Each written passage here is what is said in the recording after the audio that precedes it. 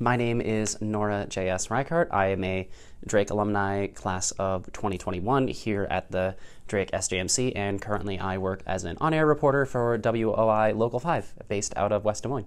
To jump right into it, what was that, week and a half ago now? October 4th, I think? Yes, Tuesday.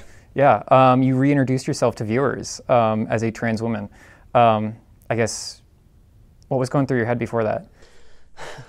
A whole lot of things. That was I would say the culmination of about 4 months of planning to get to that moment, and even longer of just me navigating the process of figuring out my identity. In June is when I first started the process of approaching that I wanted to be out at work. I went to my executive producer and started the conversation with him of just, hey, I'm someone different when I'm not at work, and I want to get to be that person all the time, especially when I'm on air.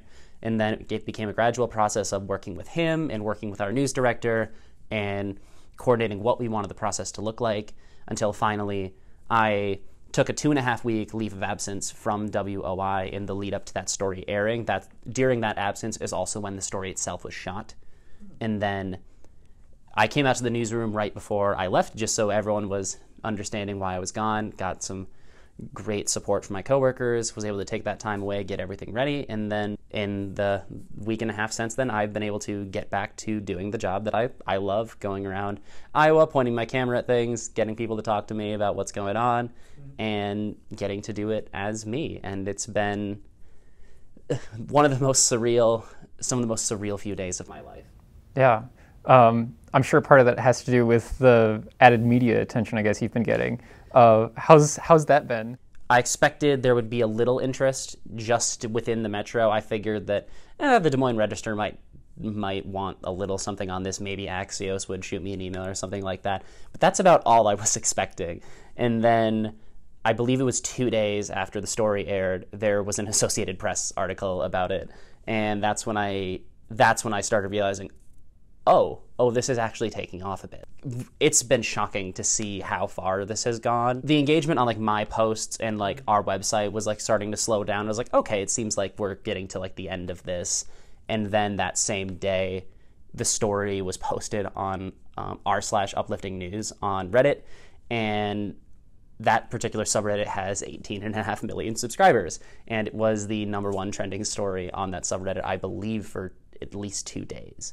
And just seeing all the eyes coming to it and all the outlets that were writing up their own stories on it, it was beyond my wildest dreams how far this has gone. I will admit, in doing research for this interview, I couldn't help but note that there was a very significant amount of support that you've received in, all the media coverage you've had. So how's your reaction to that been? The reception has been overwhelmingly positive.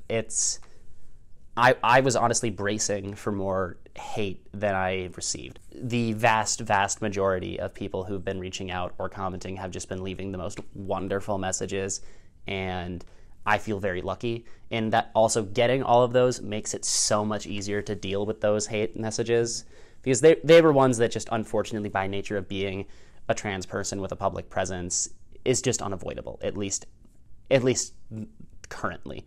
And I sincerely hope that that's something that will continue to get better with time as there's more and more visibility of folks like me. Literally the first night the story aired, I had a mom of a trans kid here in central Iowa reach out to me, and she sent me a pic of her and her daughter and just said, hey, this is my daughter, she's trans, and I'm just so grateful that there's someone I can show her on TV who's like her. Thank you so much for doing this and being out and visible. And I can deal with as many mean people on Facebook as want to come out of the woodworks, as long as I'm getting to hear about the impact like that. To kind of build off that, I know you mentioned in one of your initial posts the impact that Senator McBride had on you. I guess, you touched on it a little bit, but could you go more in depth on that? My sophomore year, Senator McBride, visited Drake. She was just doing a speaking tour, and at the time, I believe she hadn't even announced her Senate campaign yet. At the time, she was most known for, she was the first trans person to give the keynote speech at a major party's convention. She had spoken at the DNC, and So a sociology class of mine went to listen to her when she was coming to Drake. And it was at a time when I had never knowingly seen an out trans person before. And it was at a time when I was still really in the process of trying to figure myself out, figure out my own relationship to masculinity, femininity, as a lot of people do in college, but for me especially, I was just starting to approach that, why don't I really feel at home in my body headspace? And but when she came to campus and was just talking about trans visibility and being out and her experiences with politics, and I was really just struck by the joy that she had when she was discussing it, and that it clearly to her wasn't a dirty word or anything like that. It was something she was proud of and who she was, and that really resonated with me, because even though I didn't identify as a trans person at the time, I hadn't totally figured that out yet.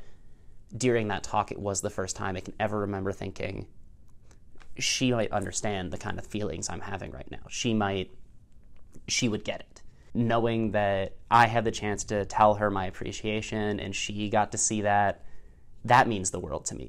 Were there any other instances during your time at Drake where I guess your journey was influenced? Something I spent a lot of time at Drake was I worked a lot with Lynn Cornelius and her positive mentality group, which was welcome to anyone, but mostly male people at Drake, just kind of working through like toxically masculine stereotypes and trying to break out of that sort of mold. And even that was really helpful for me, even if I wasn't ready to be out and just fully femme and accept that I'm like this all the time. It really taught me that it was okay for me to express myself. I was already starting to paint my nails and whatnot by the time I was done with college, and that it was completely okay for me to experiment with expressing myself that way, because I never felt like I had that space before. One of the things that is currently happening with Student Senate is they are working on essentially an initiative to help support trans individuals on campus. Currently, we even have a trans individual serving on Senate.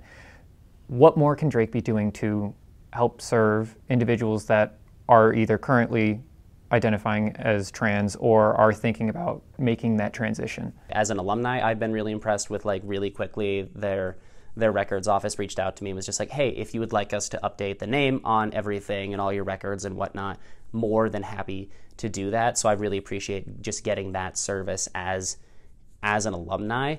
Here on campus, figuring out where safe spaces are and who you can go to about feeling those sorts of things, that can be really daunting for trans folks.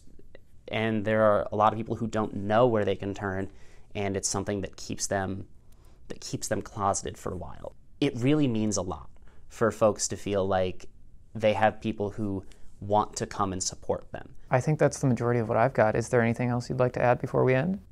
I think the biggest thank you in all of this goes to my parents. They haven't been in the know for super long. It hasn't even been a month yet, because I came out to them during that leave of absence. And that's something that I think a lot of people didn't realize from the story. They thought when I was talking about it is that, oh, they've known for months. They haven't. They haven't known for over a month yet. And they've had to learn a lot really quickly. And my parents are not activists. Like, they're not people who are marching on the streets or anything like that. But they love their trans kid. It's a learning process for everyone. But I've been so grateful that my parents have wanted to do that work, and they've wanted to be a part of this. And I hope that more parents out there can take after that sort of example and just do more in their power to just want to be a part of their kids' lives moving forward. It's been the single biggest improvement to our relationship, I would say, in 24 years. And just finally having that barrier down and getting to say, hey, this is who I really am, and have them welcome me back into their lives like that has been the biggest reward of this entire process. Thank you very much. Absolutely. Thank you for having me.